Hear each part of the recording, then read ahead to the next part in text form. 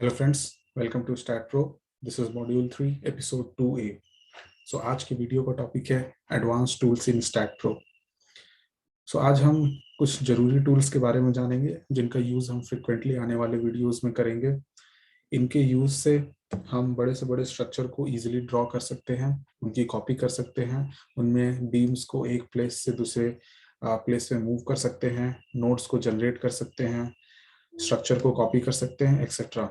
So basically इसमें जो जो फीचर्स हैं यहाँ पर नोटेड हैं: move, rotate, mirror tool, view menu, add beams and add nodes in beams. ये सारे के सारे टूल्स जो हैं, साथ ही साथ इनके रिलेटेड जो भी टूल्स हैं वो आज हम सीखेंगे इस वीडियो में। सो चलिए शुरू करते हैं। शुरू करने से पहले आइए इनके बारे में एक ब्रीफ इंट्रोडक्शन देख लेते हैं। सबसे पहले move tool. So basically move tool का यूज हम करते हैं किसी भी बीम या कॉलम को उसकी पोजीशन से मूव करने के लिए स्ट्रक्चर में। Then rotate tool. Rotate tool का यूज करके हम स्ट्रक्चर को किसी एक पर्टिकुलर एक्सिस के अबाउट रोटेट करते हैं। Next mirror tool. तो जैसा नाम से ही पता चलता है, मिरर टूल की हेल्प से हम स्ट्रक्चर की मिरर इमेज ऑब्टेन करते हैं। Then view menu.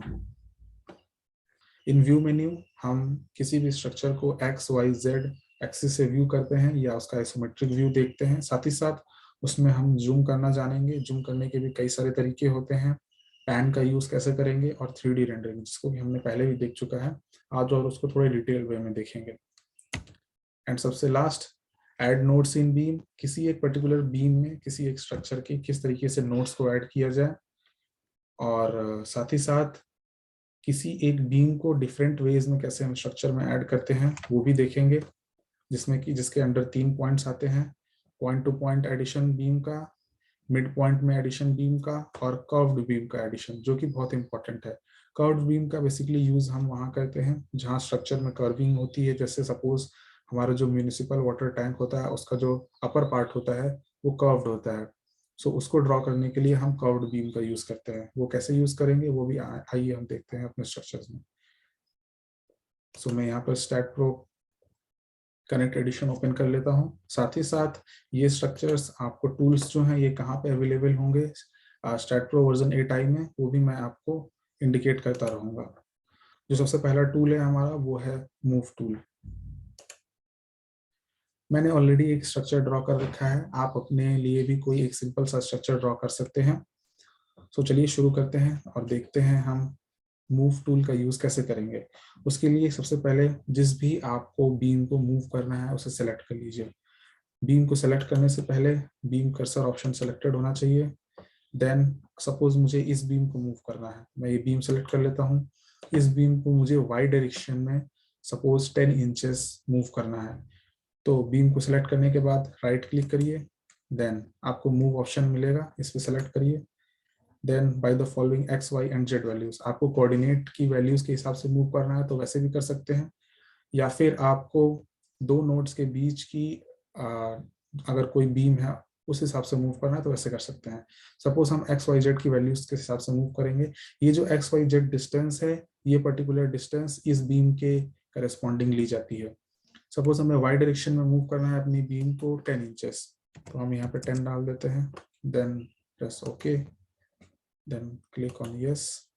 सो आप देख सकते हैं जैसा यहाँ पे हमारा जो बीम है वो सेपरेट होके मूव हो चुका है अपने नोड्स से। और दूसरा वे हमारे पास है, हम नोड्स के साथ अटैच करके भी मूव कर सकते हैं। तो वापस जाने के लिए go to geometry and undo.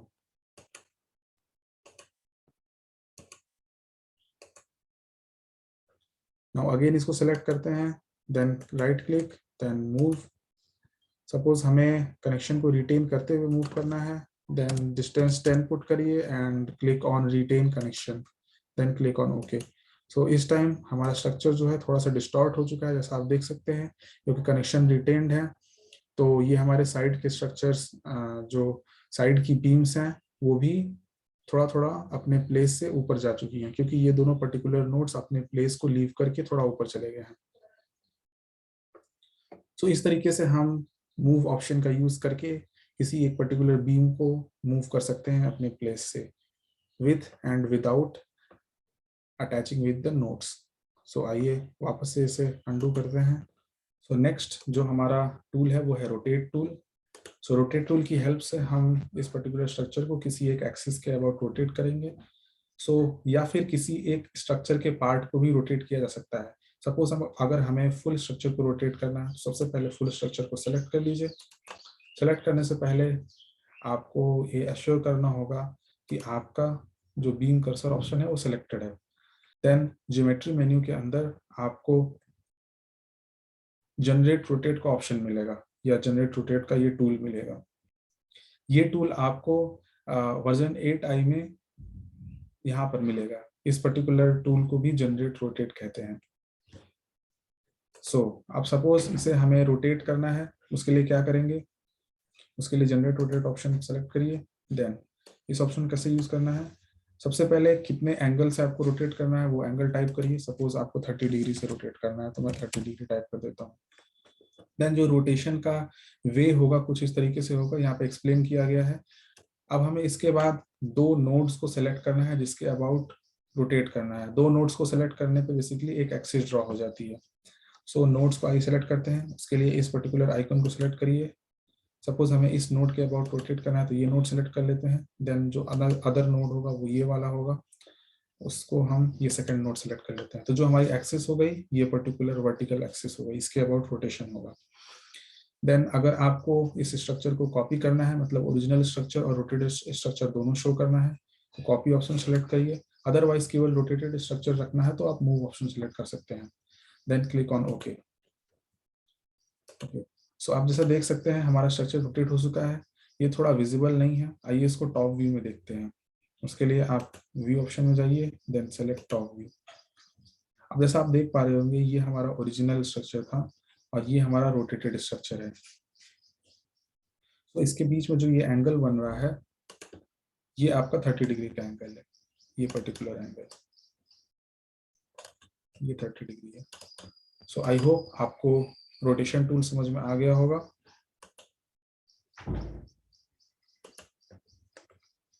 अब मैं इसे वापस से अंडू कर देता हूं।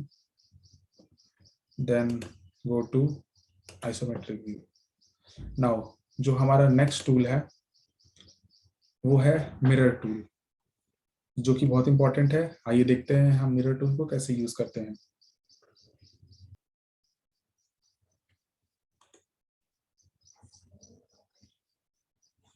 सबसे पहले जिस भी आपको पार्ट को आपको मिरर करना है उसे सेलेक्ट कर लीजिए। सपोज हमें ये पूरा बिल्डिंग को मिरर करना है तो मैं इस पूरी बिल्डिंग को सेलेक्ट कर लेता हूँ। सेलेक्ट करने के बाद आपको ज्योमेट्री मेन्यू में जाना है। ज्योमेट्री मेन्यू के अंदर आपको ये पर्टिकुलर मिरर टूल मिलेगा। इस मिरर टूल को सेलेक्ट कर लीजिए।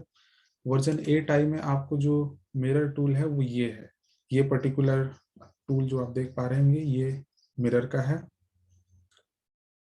देन इसको सेलेक्ट करने के बाद हम मिरर टूल सेलेक्ट करते हैं। मिरर टूल में आपका जो इंस्ट्रक्शंस दिए हुए हैं कुछ इस तरीके से हैं। सबसे मेन बात जो ध्यान रखने वाली है हमें कि जो भी हमारा जो मिरर होगा उसकी डिस्टेंस हम ओरिजिन से लेंगे इस पर्टिकुलर स्ट्रक्चर के। सपोज हमें इस स्ट्रक्चर को इस पर्टिकुलर प्लेन के अबाउट मिरर करना है, मतलब हमें वाईजेड प्लेन के अबाउट मिरर करना है। जो हमारा मिरर होगा वो वाईजेड प्लेन में होगा, तो हम यहाँ से मिरर का प्लेन वाईजेड प्लेन सिलेक्ट कर लेते हैं। देन जो प्लेन की पोजीशन होगी इस स्ट्रक्चर से वो कितनी दूर होगी वो हमें मेंशन करना है। वो स्ट्रक्चर का जो डिस्टेंस होगा हम ओरिजिन से मेजर करेंगे। हमारी ओरिजिन इस पर्टिकुलर नोड पे है, यहाँ से ये मिरर कितनी दूरी पे होगा। सपोज हम इसे 500 इंचेस पे रख देते हैं, क्योंकि यहाँ पर मैं 500 पुट कर देता हूँ। यहाँ पर मैं 500 फिल कर देता हूँ। देन अगर आपको दोनों स्ट्रक्चर्स रखने हैं यानी ओरिजिनल स्ट्रक्चर और आपका mirror image, then select copy, otherwise select move. मैं कॉपी करता हूँ, देन क्लिक ऑन ओके। आप जैसा देख पा रहे होंगे हमारा ये ओरिजिनल स्ट्रक्चर है और ये हमारा मिरर इमेज है, और जो हमारी मिरर है इसके बीच में कहीं पे लाई करेगी। अब सपोज ये हमारा जो स्ट्रक्चर है इसे हमें जेड डायरेक्शन में कॉपी करना है, यानी जो हमारा मिरर की एक्सिस होगी वो XY एक्सिस होगी। इसके लिए सबसे पहले आप इस पूरे स्ट्रक्चर को सिलेक्ट कर लीजिए। Then again go to mirror tool, click it, then जो हमारा मिरर का प्लेन होगा वो XY प्लेन होगा, इसलिए यहाँ से XY सेलेक्ट कर लीजिए। जो हमारे मिरर की डिस्टेंस होगी इस ओरिजिन से, आपका ओरिजिन यहाँ पे है, यहाँ से जो मिरर के प्लेन की डिस्टेंस होगी, जैसे कि यहाँ पे आपको इंडिकेट किया गया है, वो सपोज हम रख लेते हैं 800 इंचेस। अगर आपको ओरिजिनल स्ट्रक्चर और इमेज दोनों रखनी है तो कॉपी पे क्लिक कर लीजिए, अदरवाइज सेलेक्ट मूव। सो मैं कॉपी चूज करता हूँ, देन क्लिक ऑन ओके। सो जैसा आप देख पा रहे होंगे, हमारा ये दोनों ओरिजिनल स्ट्रक्चर है और ये हमारा इमेज है, और इस तरीके से हमने इसे बीच में XY प्लेन में मिरर रखते हुए कॉपी किया है। सो आई होप आपको मिरर टूल अच्छे से समझ में आ गया होगा।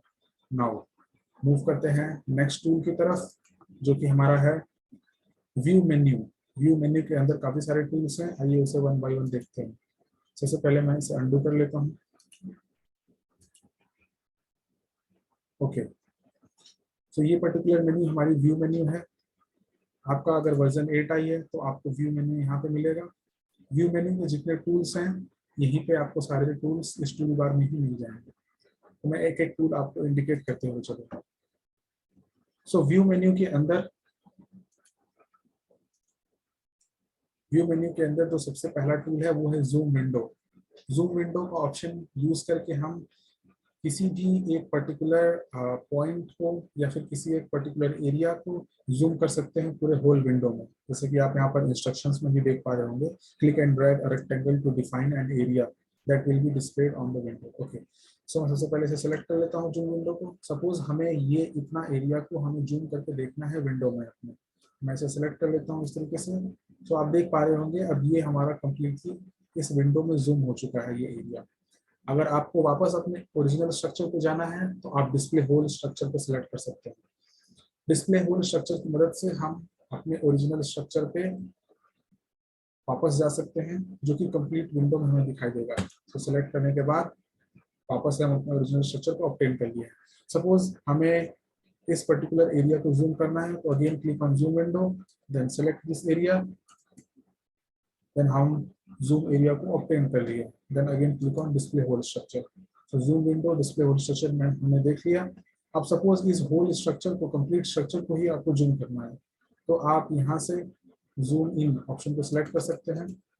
जितना भी आपको जूम करना है आप इस पर टैप करते जाइए, आप जूम कर सकते हैं। It is simple. देन अगर आपको जूम आउट करना है तो इस ऑप्शन को सिलेक्ट कर सकते हैं और यूज कर सकते हैं। आपको अगर पूरे स्ट्रक्चर को डिस्प्ले करना है इस विंडो में तो अगेन डिस्प्ले होल स्ट्रक्चर, इसको सिलेक्ट कर सकते हैं। साथ ही साथ हमारे पास यहाँ पे पैन है। पैन टूल को सिलेक्ट करके हम अपने स्ट्रक्चर को किसी एक जगह से दूसरी जगह मूव कर सकते हैं अपने विंडो में। अब जो नेक्स्ट हमारा टूल है वो है जूम एक्सटेंड। जूम एक्सटेंड का यूज करके हम अगेन अपने पूरे स्ट्रक्चर को वापस से ओरिजिनल व्यू में ला सकते हैं। जैसा कि आप यहाँ इंस्ट्रक्शन में पढ़ पाएंगे, reset the view to display all the current view entities within the window frame. Okay, so ये हमारा जो विंडो है इसके अंदर अपने पूरे स्ट्रक्चर को व्यू करने के लिए हम जूम एक्सटेंड ऑप्शन का यूज करते हैं। सपोज हमने अपने स्ट्रक्चर के किसी एक पार्ट को जूम कर दिया है या फिर कंप्लीट स्ट्रक्चर को जूम कर दिया है यूजिंग जूम इन, तो इस तरीके से अगेन हम अपने स्ट्रक्चर को अगर पूरे विंडो में देखना चाहते हैं तो हम क्लिक कर सकते हैं जूम एक्सटेंड पे। नाउ जो हमारा नेक्स्ट टूल है वो है जूम फैक्टर। जूम फैक्टर की मदद से हम लेंथ, विड्थ और हाइट को एक ही साथ किसी एक फैक्टर से जूम कर सकते हैं। सपोज इसे हम सेलेक्ट करते हैं, देन एंटर फैक्टर। सपोज हम 3 टाइम्स लार्ज करना चाहते हैं तो 3 प्रेस कर दीजिए, देन क्लिक ऑन ओके। हमारा कंप्लीट स्ट्रक्चर 3 टाइम्स लार्ज हो गया। अगेन आप जूम एक्सटेंड का यूज करके अपने पूरे स्ट्रक्चर को अपने एक सिंगल विंडो में देख सकते हैं, यानी ओरिजिनल डायमेंशंस में ला सकते हैं। जो हमारा फाइनल टूल है वो है जूम प्रीवियस। जूम प्रीवियस का ऑप्शन का यूज करके आप जस्ट प्रीवियस जो जूम था उस पर जा सकते हैं। जैसे फॉर एग्जांपल मैं स्ट्रक्चर को थोड़ा जूम कर लेता हूं। ओके, सो प्रीवियस जूम पे जाने के लिए जूम प्रीवियस ऑप्शन को सिलेक्ट करिए, देन अगेन ये एक ही बार काम करेगा आपका। सो इस तरीके से हम जूम प्रीवियस का यूज कर सकते हैं।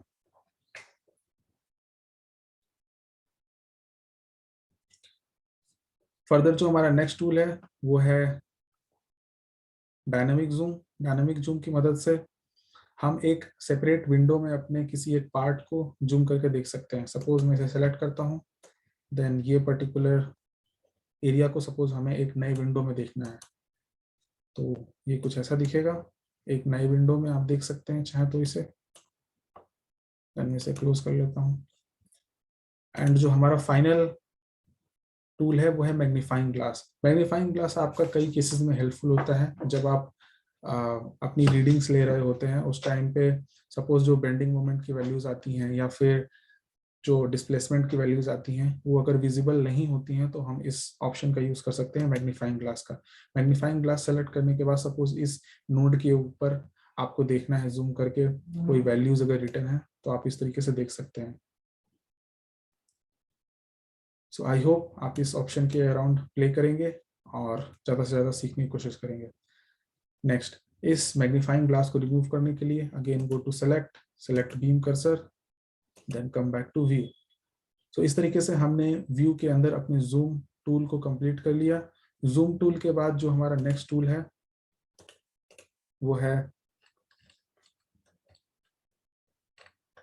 है हमारा पैन भी हमने देख लिया। देन हमारा जो बचता है वो 3D रेंडरिंग है। सो आइए देखते हैं हम 3D रेंडरिंग कैसे करते हैं। सो बेसिकली 3D रेंडरिंग आपका यहाँ पे अवेलेबल है। 3D रेंडरिंग जो आपका वर्जन 8 आई है उसमें ये प्रिज्मेटिक स्ट्रक्चर यहाँ पे, प्रिज्मेटिक स्ट्रक्चर जस्ट लेंस के बगल में यहाँ पे है। ये आपका जूम करने के लिए है, ये पर्टिकुलर आइकन आपका पैन के लिए है और ये सारे आइसोमेट्रिक व्यूज हैं। सो कमिंग बैक, अगर आपको इसे 3D व्यू में देखना है सबसे पहले आप इस पूरे स्ट्रक्चर को सिलेक्ट कर लीजिए। उससे पहले मैं डिस्प्ले होल स्ट्रक्चर सिलेक्ट कर लेता हूँ ताकि ये हमारे पूरे विंडो में आ जाए। Then select this option, go to 3D rendering. Okay, आपको अगर 3D व्यू देखना है तो आप अपने फ्रेम का 3D इस तरीके से व्यू देख सकते हैं।